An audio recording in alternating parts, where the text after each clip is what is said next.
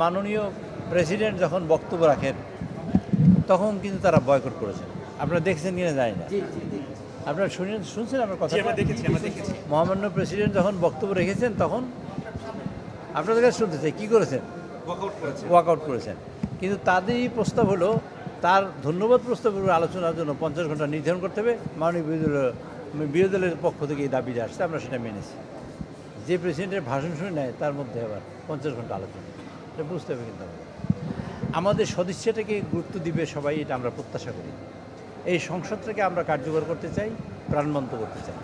তো সেক্ষেত্রে আমরা কি কমিটি করলাম, আমরা তো যাহা কিছু করি তাহা সকল কিছুর জন্যই সংবিধানের সংশোধন দরকার। এখন আমি সংসদীয় কমিটি করলে আমি থাকবো না, এটা তাদের ব্যাপার, তারা যে সিদ্ধান্ত নেবে সেটা তারা নিতে পারে। তবে আমি মনে করি সেটা একেবারেই সঠিক হবে না, এবং সংবিধান সংশোধন আমাদের করতেই হবে। টুডে করি, টুমরো করি, যখনই করি তখনই করতে হবে। তো তখনকার জন্যই সংবিধান সংশোধন কমিটি আমরা ওনাদের চাই। আমরা যেমন আমাদের মাননীয় প্রধানমন্ত্রী সদিচ্ছা প্রকাশ করেছেন যে আমরা বিরোধী দল থেকে একজন ডেপুটি স্পিকার নেব। ওনারা দেননি, আমরা তো কিছু করার নাই, আমরা ডেপুটি স্পিকার করেছি। ওটা দিলে আমরা খুশি হতাম, এই জন্য যে সংসদকে কার্যকর করার জন্য তাদের সদিচ্ছা আছে।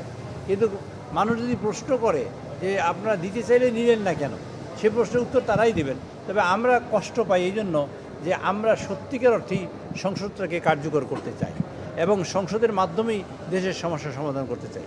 আপনারা একটা জিনিস লক্ষ্য করবেন, গতকালকে মাননীয় বিরোধী দলীয় নেতা তিনি মুলতবি প্রস্তাব উত্থাপন করেছেন। মুলতবি প্রস্তাব উত্থাপন করার পরে আমরা কিন্তু চেষ্টা করেছি সেখানে ওনাদের অ্যাকোমোডেট করতে।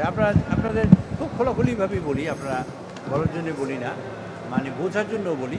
সেটা হলো ওনারা কিন্তু সংসদে যারা আছেন ওনাদের জোট, বিরোধী দলের জোট, তারা কিন্তু 26% সব কিছুই পাবে। 26% আমরা ভাগ করে বের করেছি। তো ওনারা সময়েরও কিন্তু 26% পাওয়ার কথা। 2 ঘন্টা, 1 ঘন্টায় তার 26 ভাগের 1 ভাগ পাবেন, মানে 26 ভাগ পাবেন 100 ভাগের। আবার দ্বিতীয় ঘন্টায় 100 ভাগের 26 ভাগ পাবেন। তাতে ওনাদের সময় অনেক মিনিট কম হয়। কিন্তু গতকালকে আলোচনায় কিন্তু আমরা 1 ঘন্টা 1 মিনিট সময় তাদের দিয়েছি। 1 মিনিট, আমরা 5 মিনিট বেশি দিতে চেয়েছিলাম, কিন্তু তারপরে সমানের চেয়েও বেশি। আমরা হলাম 212 জন, ওনারা হলেন 67 জন, 77 জন বা 72 জন। সেখানে আমরা 1 ঘন্টারও বেশি, অর্ধেকের বেশি সময় তাদের দিয়েছি। এইটি হলো আমাদের সদিচ্ছা। মাননীয় সংসদ নেতা, আমাদের মাননীয় প্রধানমন্ত্রী চান সংসদটা কার্যকরী হোক। তার প্রমাণ কিন্তু এইগুলো আপনারা দেখবেন, আপনারা লিখেন, কিন্তু লিখলে মানুষ বুঝবে। এবং আমি ওনাদের কোনো দোষ দিই না। আমরা বলতে চাই এই কথা যে আমরা সবাই এক হাতে, যেমন হাত হ্যান্ডশেক হবে না, একটা কাঁচির একটা অংশ দিয়ে চুল কাটা যাবে না, দুটোই লাগবে। আমরা সেটাই চাই যে ওনারা থাকুক। যে কারণে আমরা চাই যে ভবিষ্যতে যেন আমরা এখন সংবিধান সংশোধন করতেই হবে আমাদের, যদি এটা চালাতে হয়। টুডে আর টুমরো থাকবেন না, এটা তো আবদার করাটা কোনো যুক্তির মধ্যে পড়ে না। ওনারা থাকবেন সেটাই আমরা প্রত্যাশা করি, আর ফাইনালি ওরা থাকবেনও আমি আশা করি। কারণ সংবিধান সংশোধন ছাড়া তো আমাদের কোনো রাস্তা নেই। আমাদের যে কাজ আমরা করেছি সেটা সংবিধান সংশোধন ছাড়া, ওখানে বলাই আছে একেবারে, মানে জুলাই সনদের মধ্যে লেখা আছে সংবিধান সংশোধন সাপেক্ষে।